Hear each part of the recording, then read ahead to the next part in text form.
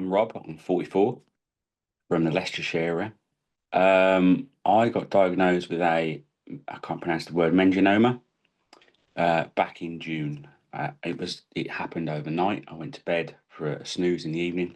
Um, I've been doing lots of work, and I woke up and the house was a bit of a mess. There was a mirror smashed in the bathroom, blood on the bath. I don't remember any of it whatsoever. Um, and a friend of mine was coming around to pick up a tent to borrow, and I couldn't remember my address, and that's sort of how it all started for me. I didn't know where I lived. I went and checked my address. I had to go and look at the front of my house. Couldn't remember the room number, the house number, the road, um, and that was the start of everything stopping. Had to stop work and wait for further surgery. I think it's important that when you have something as major as a brain tumor, you have to have people there that you can talk to, that you can liaise with if you need to. And I just tried to do research into what I've got and how it would affect me.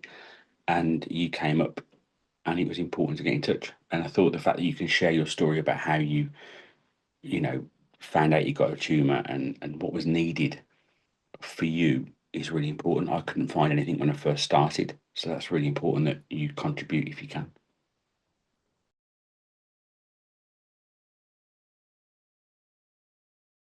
Haven't used any yet. I spent sort of the first 8 weeks after my diagnosis just in this numb stage, really. Depression kicked in, didn't do anything. I had my surgery. I mean, you can barely see the scar now. It's incredible. Um, and now I'm starting to use uh, there's counselling on offer from another place I go to, and then yourself with all of this information, all the stuff you've got online, and the nurse on the phone you can ring up and ask any advice to. It's there if you need to take it. The nurse I spoke to on the phone said any question, big or small, that you think might be stupid, just ring up and ask it because that's what they're there for. And it's really important that you've got access to that because if it's your brain or your heart, it's massive, massive issues. They're the two things that really cause problems if you don't look after them properly. So you can never ask a silly question, basically. She was very useful. You're going to be more nervous and unsure, not knowing what's going to happen to you. Talking about what you have, I think is the most important thing you can do because people that deal with this on a daily basis know how to help, know how to support you, know what to say to you to get you through the trauma that you're going through. And it is traumatic. It is traumatic.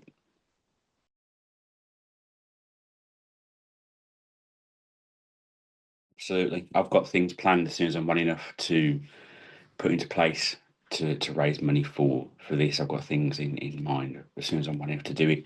I think it's important because without you here, there's less answers available for people that need to talk.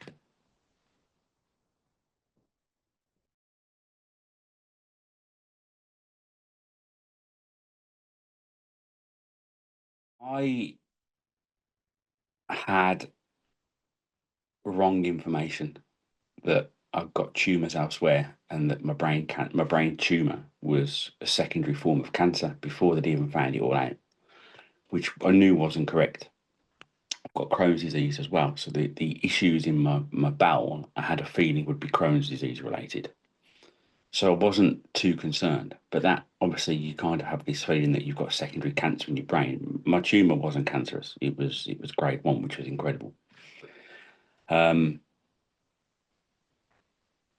but when you find out you've got a tumour, just take time to talk to people who care for you, help them understand what you're going through, and help them to help you because they will do. They will help you, and you do need help, be it emotional support, even if you're, you know, one of the toughest creatures on the planet. You might go through it all thinking you can do it on your own, but you absolutely can't because there'll be a time like now where I was a driving instructor, and now I can't even drive So everything's stuck, everything's just stationary, and you will need help. Be it going shopping, when you first have your operation, depending on where your tumor is and how deep it is, how big it is, they're opening up your head. It's going to confuse you. You're going to have, you know, inflammation from it, and you inflame your brain, and it's going to cause problems, be it for a day, a week, a month. So you are going to need help. Talk to those that matter to you and tell them how you feel, and reassess it all the time. Don't just let it get to you, and sit with you. Think about how you feel and try and make changes.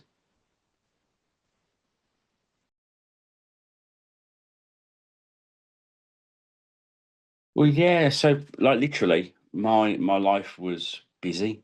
I was doing stupid amounts of hours of work. I started work at 5:30 in the morning for a girl who had a newborn baby, and it woke up at 7. So he left her. He left. She left the baby at home with her partner. I'd pick her up, give her a driving lesson, drop her back for when baby woke up. And it was a short notice thing for me. Can you fit me in? I've got my test in a couple of weeks. I'm like, I can. We'll have a look. She'd had lessons before. But I was still doing that on top of all my normal hours, finishing quite late at night. And that's why I had a doze. When you wake up and your brain has confused you through a seizure, it does confuse you. I didn't know where I was, who I was, what had gone on, and it tires you out. Relax afterwards. I slept for a couple of days when I was in hospital afterwards. Um, Post surgery, you have to be prepared for changes of an evening and of a morning. My words don't come out in the right order. They're coming out okay now, ish. Some words I'm thinking, what's that word? I can't remember, so I say something else.